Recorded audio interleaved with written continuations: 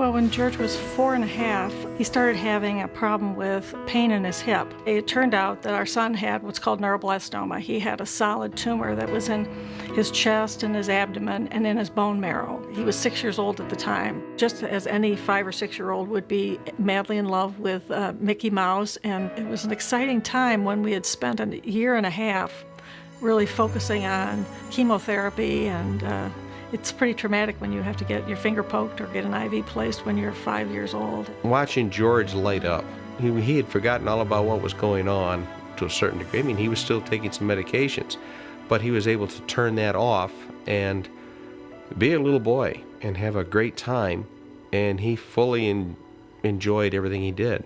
Because of the experience with Make-A-Wish, as a family, we really didn't have to focus on sickness, on doctors, on disease, and we could be together because the disease oftentimes really separates you as a family. So we got to be as normal as we ever were, and it was a very fun time for our family. There's no way that you could have any idea what a family is going through with a sick child. You just assume you're going to have a healthy baby, you're going to bring him home, you're going to go on with your life until, the next thing. And you don't even think about those things because you're sort of isolated from it. At the time when we first got the diagnosis, you don't really truly understand what it was. It's, you're going through the learning curve of something that is that rare. But it was hard because they told us, he could develop leukemia, he could go into bone marrow failure, and it was very serious. When he was obviously going through his transplant, we were isolated, couldn't go out, he couldn't be in school, he was, away from his friends. And as he's going through transplant, the social worker walked in and said that, we get to actually make a wish. We said we're gonna do what we have to do, and we're never gonna let this stop Will from being who he's supposed to be. Well, it all started when Make-A-Wish came into the kitchen and asked me, what wish I would like to wish for. But I didn't want to just go to Disney World. I just wanted to be a part of the parade. It's an experience of a lifetime for a child that's had to go through so much. So to be able to be involved in something and help somebody experience that, it's just so important.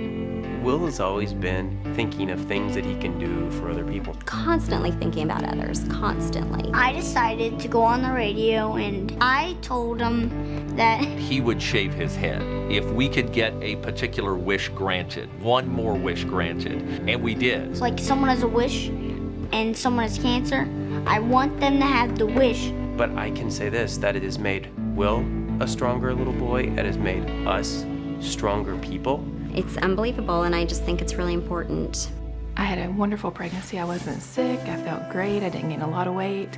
When the nurse walked into the room to get me and David and Dr. Hill, the neonatologist, she just looked at him and said, hypoblast. It was very life-changing. You go from the emotion of just having a baby that we tried for 10 years and couldn't have, and then all of a sudden, now he's going to die. It was kind of like being hit in the face with a brick, actually. It's nothing that you ever want to have to go through. Here is a child who literally, the left section of his heart is not developed, but I don't know a child that has a bigger heart than little David Moore. Well, my son is, he's very witty, very funny. He likes to kind of be the center of attention. He's just a bundle of joy. We got a little packet from Make-A-Wish, and it had a letter and just kind of telling us about Will, that he had been on a wish the previous year, also to Disney World. And when he got back, and he said, Mom, I want to do something more. We've been blessed with so much, we've been given so much in life, and Will realizes that. Here this child is with this wonderful idea, and then Churchill Downs said, hey, if you want to do this, you can auction off these great tickets. It went from a small idea to us making a big poster and a display and doing, an auction to auction off some Derby and Oaks tickets that brought in a lot of money. And he talked on the radio and, raised some money like that. I just wanted to grant the wish, but it turned out that I granted the 500th wish. I don't know, he's just so incredible. For him to be that generous and think outside of his own world was just amazing. Pure. That's the word that comes to mind with Will. And I remember after doing his interview, and it still really gets me because you don't see that in the world. And just to think that, you know, a little boy raised the money himself to send us to Disney World. We know what they're going through, and the fact that we know, guys, you guys are just going to be able to experience something so amazing, and to be able to be together as a family and to be able to just get away from it all. And everything was arranged down there. They had a cake for him, and it was just beautiful. Just to see the smile on David's face when he got to meet Goofy. You would have thought he was in heaven. I mean, just to get to hug Mickey Mouse and give him 5. It was all about him. He just deserved it. You need to feed your spirit too. You know, you need to feed that part of the child and the family that needs to just go have fun and to really just come back kind of recharged and ready to go on and fight the fight. Once I got the 500 wish, then I was so determined to get even more wishes and help even more people.